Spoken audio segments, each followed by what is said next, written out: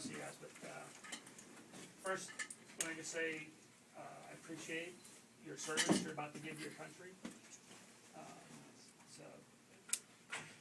an honor for me to be able to swear you guys in. This is one of the good points about being a military officer is we get to do all this, the good sides of it. We don't have to pull you guys aside and write paperwork on it. Reenlistments, retirements. This is by far one of the highlights of my career is we get to come and do these enlistments. You guys make 60 now, so it's kind of cool. Every once in a while it's 5, 10, 1, 2. This is totals up on 60. I came in prior enlisted, so there's always hope for everybody. I mean, if I made it through, any one of you can make it through. I came in, same as you, know absolutely nothing about what I'm going to do, know absolutely nothing about what the Air Force is going to throw in my face. I know you have some family that's in the Air Force, but once you hit it, it's going to be like, you didn't tell me this. I don't know where was Dad on that one? Where was Mom on that one? But just remember that the Air Force is, whether you think so or not, the Air Force has your back. They're there looking out for you. They're also looking out for the Air Force in the country. But stick with the right people, and you'll go far. Make yourself that shining star I was telling you earlier, and it'll help you progress in your career in the Air Force. Whether you want to stay enlisted, whether you want to do your 4 to 6 years and get out and step out and be a productive member of society. But if you do stay in, it's a great way of life. I would not change. I would change one thing in my Air Force career is I would have joined right after high school. I did not join until I was 22 years old. So not only am I an 18-year captain, but I also joined when I was 22, so I'm way out in the game.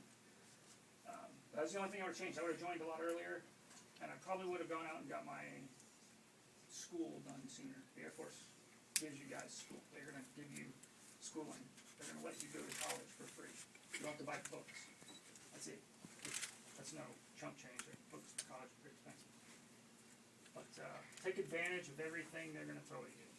They're going to tell you can go to school, especially if you have supervisors that tell you can go to school at work time.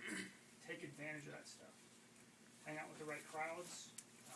In tech school especially, there are bad crowds in the Air Force. You'll see when you go through basic training, you'll see one person in your 60-person flight that doesn't make it.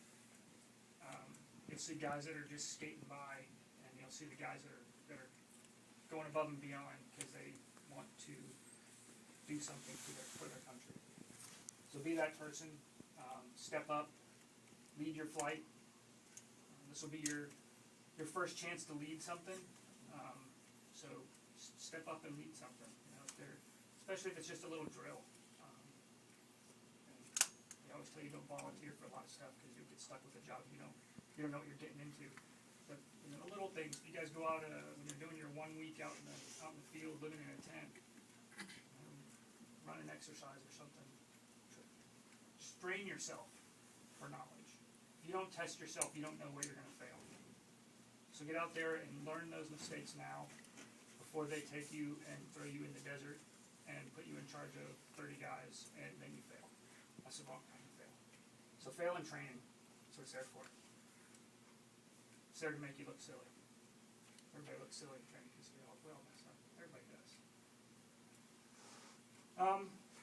With that, you guys have any final questions? I mean, you still got a little bit of paperwork to do, but then after that, you're on an airplane on your way out. You guys ready? Yes, sir. You sure?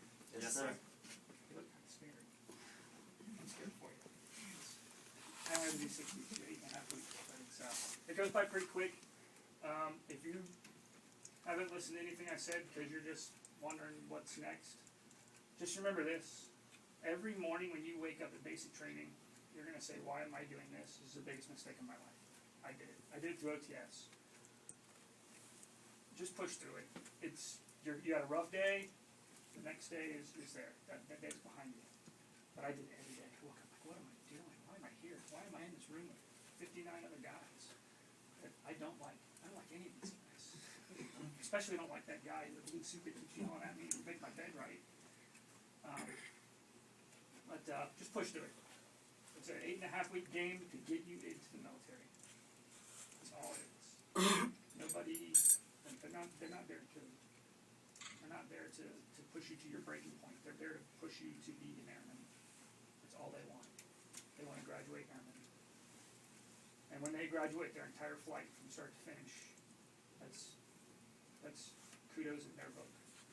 It's not a lot of them get to go 60 guys in, 60 guys out. So stick together, stick with your flight mates, and everybody make it. Does anybody think they're not going to make it? Yeah, you're all good? Alright, well, let's do this official part. So, pay attention, raise your right hand. Repeat after me. I state your name. I, Maxwell, Do solemnly swear do solemnly swear that I will support and defend that I will support and defend the Constitution of the United States the Constitution of the United States against all enemies, against all enemies, foreign and domestic, that I will bear true faith I will bear true faith and allegiance to the same, and allegiance to the same, that I will obey the orders that I will obey the orders of the President of the United States of the President of the United States and the orders of the officers and the orders of the officers appointed over me appointed over me according to regulations according to regulations and the Uniform Code of Military Justice. and the Uniform Code of Military Justice. So help me God. So help me God.